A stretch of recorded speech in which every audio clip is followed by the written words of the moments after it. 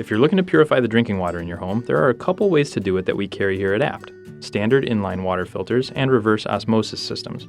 In this video, we'll go over some factors to consider before you decide which one's right for you. If you still have questions after the video, be sure to contact one of our experts by phone or online. If you're watching this on YouTube, I'll also put a link to all our available water filters down in the description below. The first thing to think about is space.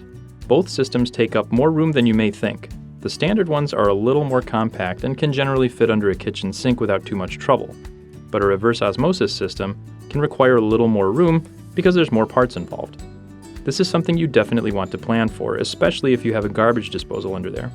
But don't worry, if you don't have room under your kitchen sink, there are other install options, but they typically require more work, so be sure to budget appropriately.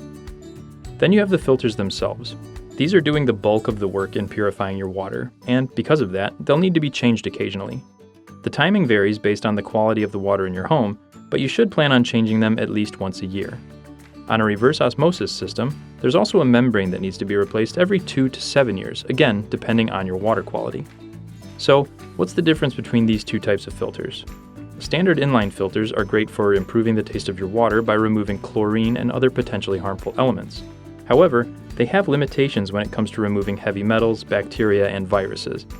Reverse osmosis systems remove almost everything, leaving you with almost completely pure water.